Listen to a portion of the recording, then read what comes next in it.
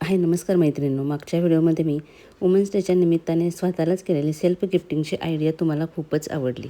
उद्या 8 मार्चला women's day celebrate होतो. हा काय फक्त शुभेच्छा देण्याचा दिवस नाही, तर तो स्वतःलाच प्रेरणा देण्याचा दिवस आहे. म्हणजे हा दिवस प्रत्येक स्त्रीला स्वतःची ताकद ओळखण्याची आणि स्वतःच्या स्वप्नांसाठी पुढे जाण्याची प्रेरणा देतो.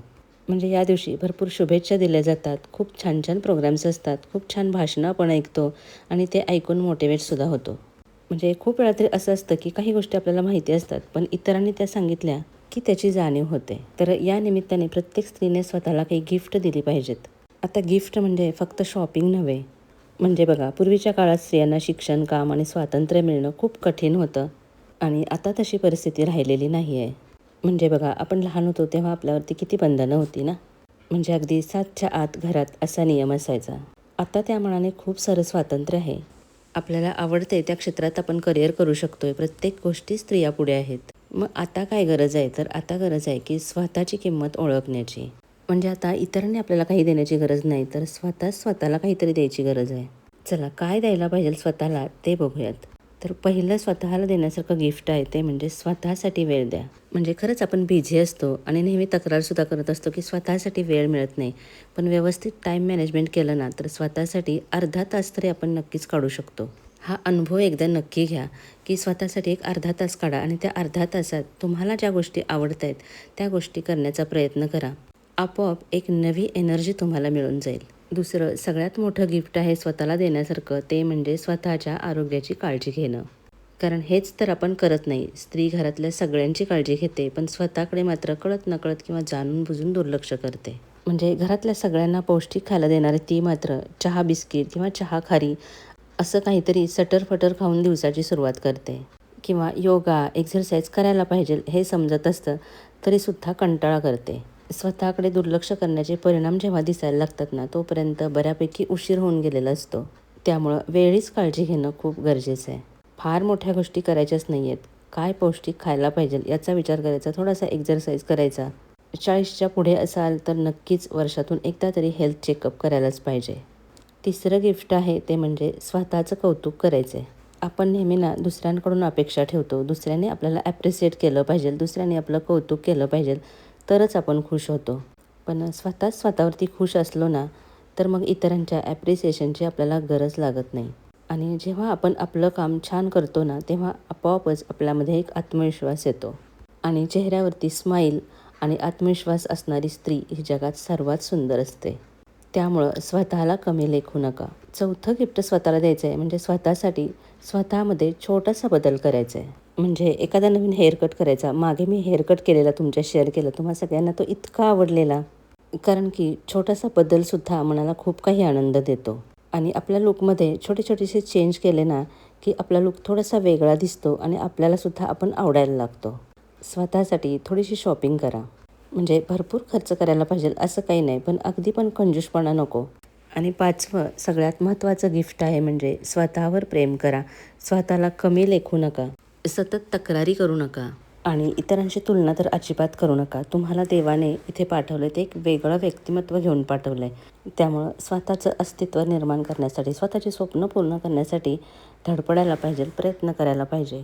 आपले व्हिडिओ पाहणाऱ्या आपल्या ज्या सबस्क्रायबर मैत्रिणी आहेत, तर त्या जवळजवळ सगळ्या 30च्या पुढच्या आहेत आणि जास्तीत जास्त गृहिणी आहेत. त्यामुळं या ज्या सगळ्या गोष्टी मी सांगितल्या त्याची गरज जास्तीत जास्त गृहिणींनाच असते, असं मला वाटतं आहे. चला, मागच्या व्हिडिओमध्ये मी तुमच्याशी प्रोटीन रिच रेसिपी शेअर केलेली आणि 40 नंतर आपल्याला प्रोटीनची किती गरज असते हे सुद्धा सांगितलेलं आणि तुम्हाला सगळ्यांना ते खूपच आवडले आणि तुम्ही रिक्वेस्ट केलेली की असेच प्रोटीन रिच असलेले रेसिपीज दाखवा म्हणून. तर सोप्यात सोपी आणि झटपट होणाऱ्या आणि तेवढ्याच प्रोटीन रिच असणाऱ्या रेसिपी दाखवण्याचा मी प्रयत्न करणार आहे. त्यातलीच ही एक.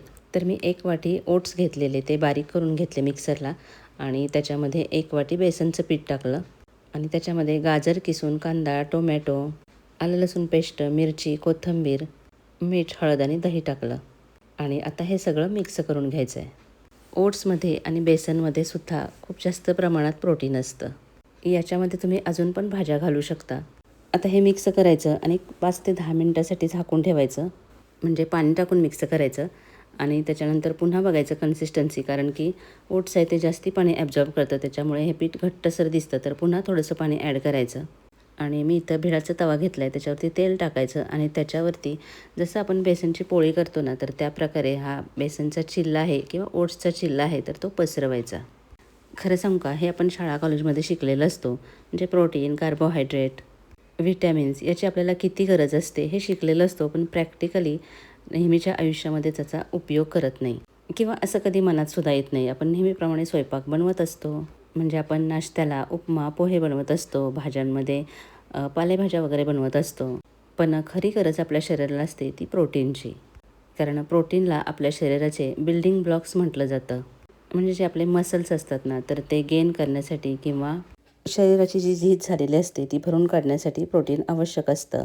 म्हणजे अगदी नखांपासून ते केसांपर्यंत सगळ्या गोष्टींसाठी प्रोटीन आवश्यक असतं. मागच्या व्हिडिओमध्ये मी सांगितलं की जेवढं आपलं वजन असेल, म्हणजे जितकं किलो वजन असेल, समजा 60 किलो आहे तर 60 ग्रॅम एवढ्या आपल्याला प्रोटीनची गरज असते.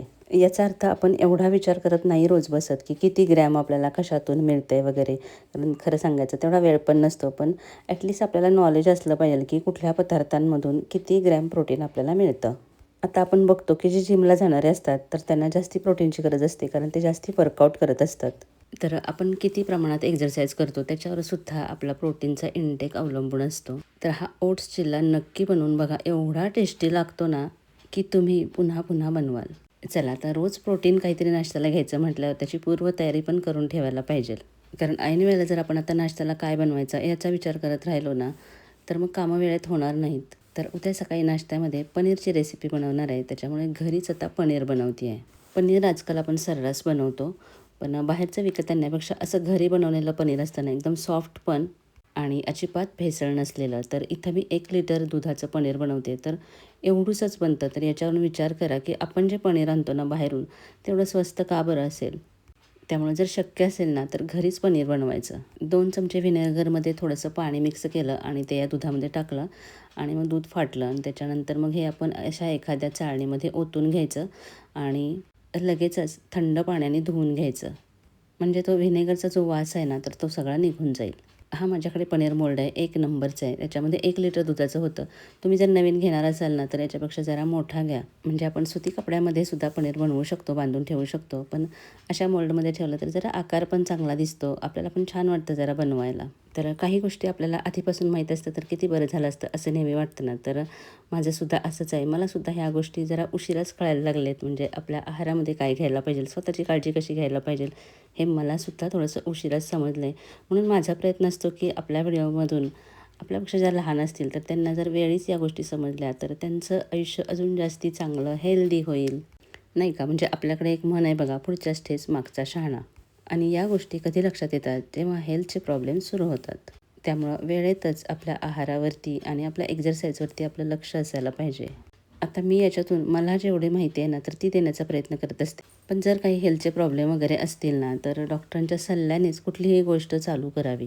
म्हणजे आता आपल्या शरीराला प्रोटीनची गरज आहे म्हणून लगेचच स्वतःच्या मनाने प्रोटीन पावडर वगैरे विकत आणू नका. कारण की ती पचायला जडसुद्धा असते. तर शक्य होईल तो अशा नॅचरल पदार्थांमधून जे आपण घरी बनवतो त्याच्यातूनच न्यूट्रिशन मिळवण्याचा प्रयत्न करायचा. तर आता बघितलं की किती सुंदर असं पनीर तयार झालं आहे. एक अर्धा 1 तास त्याच्यावरती वजन ठेवून ठेवलं ना की तयार होतं. जास्त 4-5 तास पण ठेवायची गरज नाही. एकदम सॉफ्ट असं पनीर तयार झालं आहे. चला, तर वुमेन्स डेच्या निमित्ताने माझ्या प्रत्येक सखीला सांगायचं आहे की तू खास आहेस. आणि तुम्हीसुद्धा तुमच्या सखीला हा व्हिडिओ शेअर करा जी तुमच्यासाठी खास आहे. आणि व्हिडिओ कसा वाटला हे नक्की कमेंट करून सांगा. तुमच्या छान कमेंट्समुळं मलासुद्धा मोटिवेशन मिळतं. चला, नेहमीप्रमाणे लाईक करायला अजिबात विसरू नका. व्हिडिओला हाईप करा म्हणजे जास्तीत जास्त आपल्या सगळ्यांपर्यंत हा व्हिडिओ पोहोचेल. आणि चॅनलला सबस्क्राईब केलं नसेल तर प्लीज करा. पुन्हा भेटूया. तोपर्यंत खुश रहा, आनंदी रहा.